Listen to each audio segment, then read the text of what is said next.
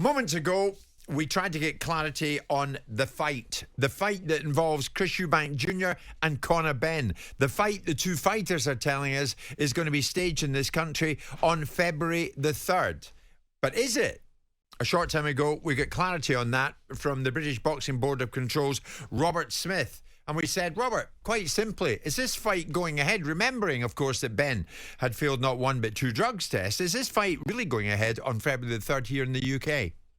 The board feel any athlete, not just a boxer, but any athlete who has failed a drug test needs to go through an investigation, and that with the proper authorities, and that hasn't happened. And we're waiting for that to happen. And the Boxing Board and UKAD have been pushing for that to happen right from the beginning of this. And unfortunately, it's been delayed, not through the Boxing Board of Control or UKAD, but through other parties. With regard to Mr. Benn boxing this country, we have had an application for him to box in this country that has been refused. That was Robert Smith a short time ago. So it's been refused, which means no fight, doesn't go ahead as yet. Simon, no name in this one. I'm a fight fan. This whole thing is tarnishing boxing, and it's tarnishing two proud names of boxing. In other words, the Eubank name and the Benn name. Can I ask Simon? What's your take on it? Can I ask Simon something? Why would they appeal an independent commission? What's the responsibility? What's the reason they have to appeal? Do they have to appeal it? I don't think they were particularly verbose in the individual initial hearing. I think what happened was that Conor Benn's guys advanced the notion that this was not an appeal that could be heard under the jurisdiction of UKAD, and that there was technical arguments to be advanced on the basis that this was not the jurisdiction of UKAD. So at the time, I'm not entirely sure that the British Boxing Board of Control were overly prepared for that argument. And the nature of an appeal gives you an opportunity to readdress the balance. And it would be wrong and remiss of the British Boxing Board of Control not to die on this hill, because this is a hill about the validity of their jurisdiction and the authority of the British Boxing Board of Control and the value of UKAD. If you have two failed drugs tests as a result of being a licensed British fighter at the time, because he tore his licence up shortly afterwards, and you can get around it by going to the WBC and getting the WBC to give you some form of defence, and or get your lawyers to argue about jurisdiction because the voluntary VADA tests don't fall within the remit of governance of the British Boxing Board of Control and VADA and UKAD, then you've got no jurisdiction. What are you here for? So they had to appeal it. They had to appeal it. They had to put their best foot forward, and they had to be as robust as Robert is appearing to be. The idea that they've applied for a licence, well, Eddie Hearn has repeatedly told us that he won't be looking for another board to sanction this fight. So we'll see if he sticks to his word, if they aren't able to find their way around this particular conundrum. The second part of it is where the hearing, what the date of the hearing is, because unless they're going to get an instantaneous response to that hearing, because it seems to be priced in from the promotion of this fight that there's an assumed that the appeal is going to be the appeal is going to be not upheld. The original verdict as a result of jurisdiction is going to be maintained. So the promoters and the fighters are putting pressure on Smith and the Boxing Board of Control. I don't think they are. I think what they're doing by going on social media last night and saying see you on February the 3rd. No, I tell you what they're doing. They're building the fight on the assumption that they're going to get a verdict in their favour. So they're building the media, they're building the interest, they're building the intrigue, they're letting everyone know it's on February the 3rd. Now, if that gets stopped, then all they will have done is perhaps created a demand for something they're unable to fulfil at this moment in time, and they might have to fulfil it another way. What would you rather do? Wait until the end of January, announce a fight on February the 3rd because you've got an outcome that's in your favour, or build the momentum? And I know from experience, if you want to sell tickets quickly, we sold for the playoff final against West Ham in 2004, we sold 40-odd thousand tickets in a day. So they can sell an event out very quickly. So all they're doing is they're building the momentum. We might choose to interpret it as putting downward pressure on the British Boxing Board of Control. The British Boxing Board of Control are not going into this hearing to lose.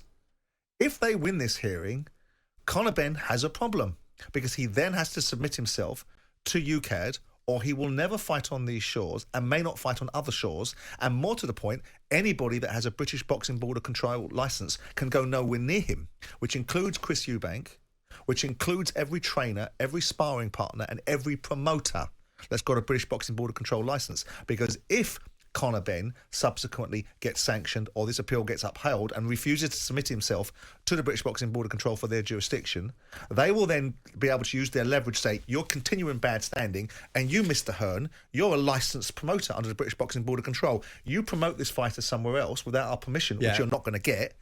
You could potentially lose your license. Simon, so it starts a chain event Yeah. of really interesting stuff. I think the bottom line question is this. Are you of a mind now that if this doesn't go ahead on February the 3rd, it will never go ahead?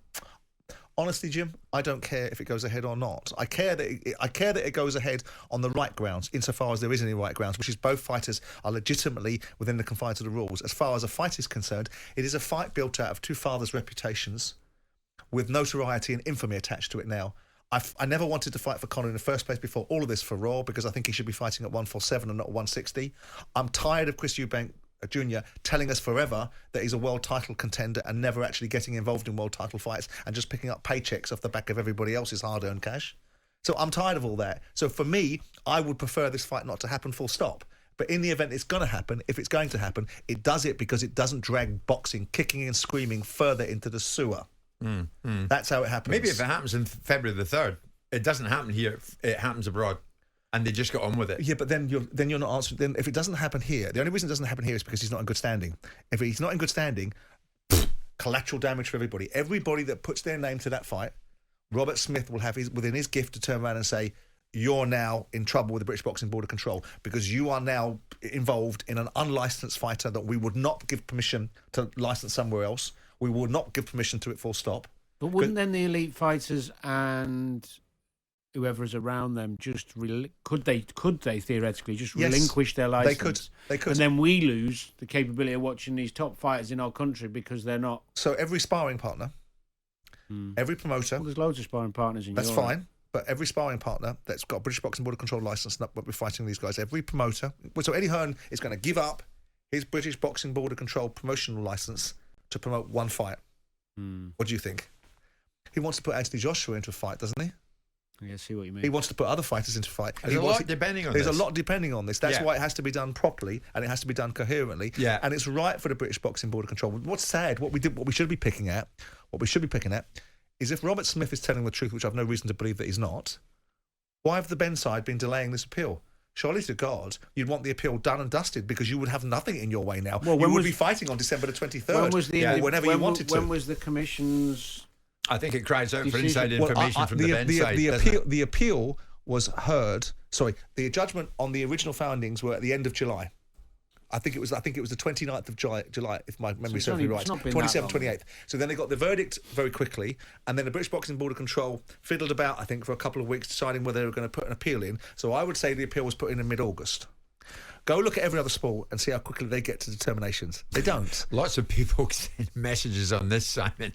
Guys, it's simple. They'll find another country. It's simple. It will go ahead, but not here. But they just explain why it's not. They're not listening to the reasons why. You're saying there would be further damage to the reputational damage if that happened. No, they'll be bigger than that. There'll be the one thing that Eddie Hearn will not want is any financial damage. So if, as a result of this, that Conor Benn's position with the British Boxing Board of Control means he's in bad standing, and then the next question is have the British Boxing Board of Control got an extra set of balls from the first set they managed to get, which launched the appeal, to then go after the Hearns of the world and go, no, you don't.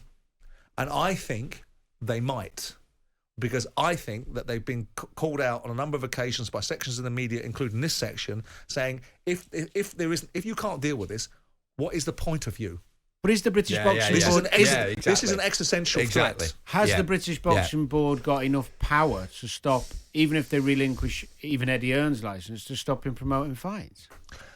How powerful are they? Well, they've got great relationships with most of the grown-up commissions. Right. Yeah, some of the road commissions, like Florida, places like that, not so good. But the proper commissions... Simon, if all roads lead to Saudi Arabia, no one in the build-up to it is going to be in the slightest bit bothered about what Robert Smith thinks. The Saudis do not want to be the outlier. The Saudis want to be the bringer and aggregator of sport. They're not going to want to be sat here going, tell you what, every rogue fight and every rogue promoter can come and promote themselves in Saudi. That's the last thing they're going to want to be. They're going to want to be the shining beacon of good values for sport and money at the top of it. I promise you, irrespective of what we think of what they're doing with certain aspects of the financial doping of sport, they want to be the proper players in the game. For the moment, Conor Benn is saying it's on February the 3rd. Eubank Jr is saying it's on February the 3rd. But Robert Smith of the British Boxing Board of Control, you heard him live with us, is saying nuts